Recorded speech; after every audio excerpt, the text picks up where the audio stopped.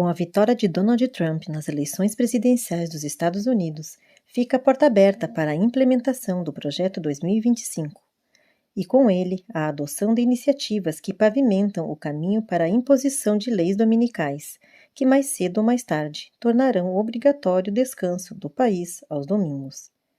A promulgação destas leis fica facilitada, pois o Partido Republicano terá maioria na Câmara dos Representantes, no Senado, bem como na Suprema Corte.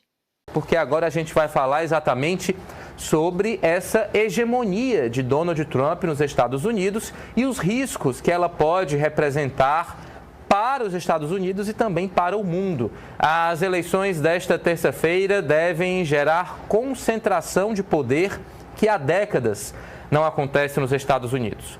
O Partido Republicano deve ficar com a presidência, a maioria no Senado, na Câmara e uma sólida maioria também na Suprema Corte.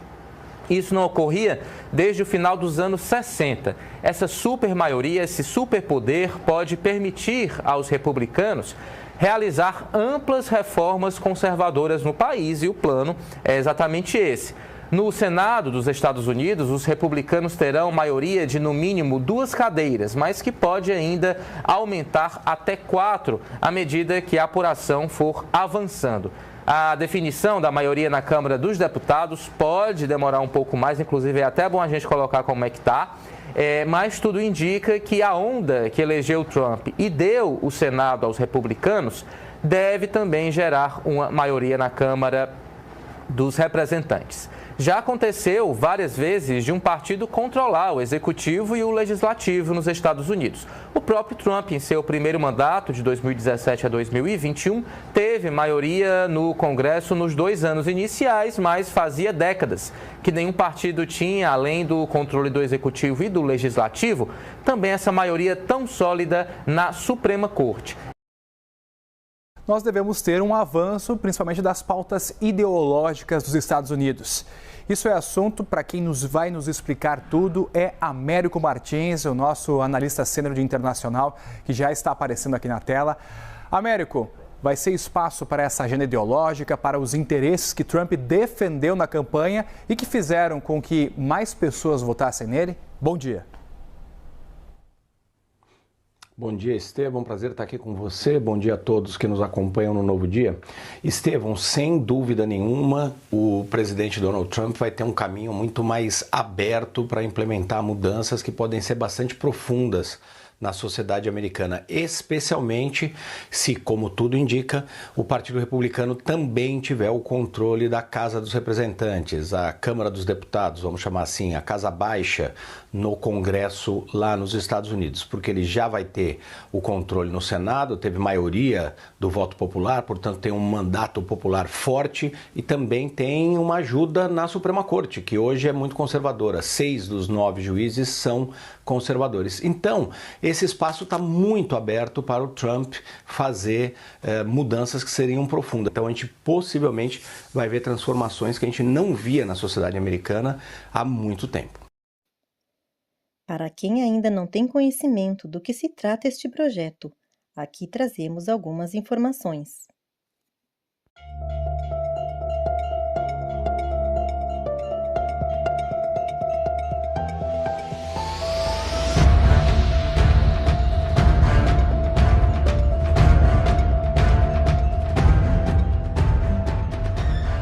Você já ouviu falar no Projeto 2025? Caso não tenha, ele é um projeto elaborado para ser implementado em 2025. Os criadores deste documento são os nacionalistas cristãos. Ele inclui, entre outras coisas, políticas de treinamentos e a implementação de leis dominicais.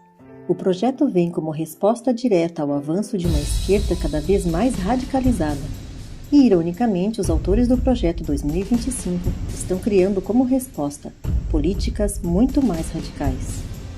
O site do Projeto 2025 contém esta declaração, abre aspas, as ações dos políticos liberais em Washington criaram uma necessidade desesperada e uma oportunidade única para os conservadores começarem a desfazer os danos que a esquerda causou e a construir um país melhor para todos os americanos em 2025.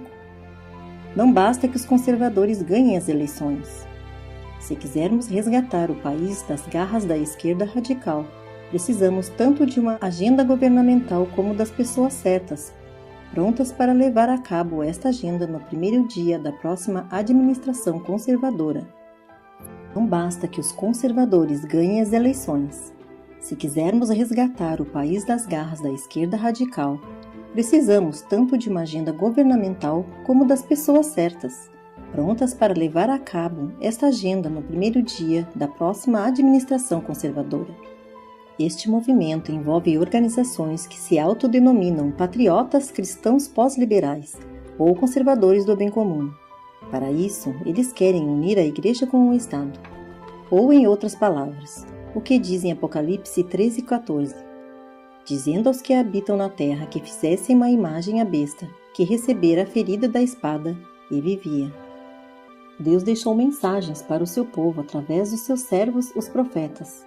Nosso dever é estudar as profecias, pois elas são a lâmpada que ilumina o nosso caminho para que não venhamos a tropeçar ou a ser enganados pelas artimanhas do inimigo das almas.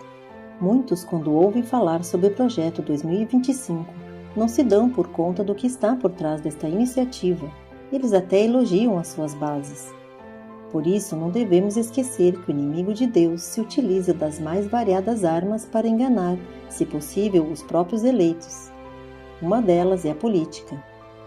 Muitos cristãos que se envolvem em política defendem apaixonadamente a moral, o conservadorismo, mas quando estes valores são misturados com a política, eles se tornam a isca perfeita para desviar muitos dos nossos irmãos. Por isso é imprescindível vigiar e orar. Quando falamos que a direita nacionalista será a força política para a implementação do decreto dominical, não é que estejamos de acordo com a esquerda. Pelo contrário, entendemos que esquerda e direita são apenas os dois lados da mesma moeda satânica, com a qual o inimigo de Deus arrasta muitos para a destruição. Uma olhada nesta seção do Projeto 2025, que trata sobre o descanso sabático. O Congresso deveria incentivar o descanso comunitário, alterando a Lei de Padrões Trabalhistas Justos, para exigir que os trabalhadores recebam remuneração extra por trabalhar no sábado. Esse dia seria domingo. Pretendem implementar o domingo como dia de descanso para toda a comunidade, com o objetivo de que todos sejam incentivados a realizar atividades religiosas neste dia. Como sabemos, a história se repete. Foi o mesmo que aconteceu no passado. Vejamos esta citação do Grande Conflito, página 53. Na primeira parte do século IV, o imperador Constantino promulgou um decreto fazendo do domingo uma festividade pública em todo o Império Romano. Aqui podemos ver que uma autoridade política decretou o domingo como festividade pública. O texto continua. Celebravam-se de tempos em tempos vastos concílios aos quais do mundo todo concorriam os dignatários da Igreja.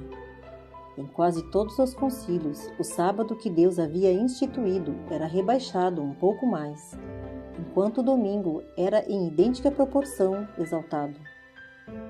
Destarte, a festividade pagã veio finalmente a ser honrada como instituição divina, ao mesmo tempo em que se declarava ser o sábado bíblico relíquia do judaísmo, amaldiçoando seus observadores.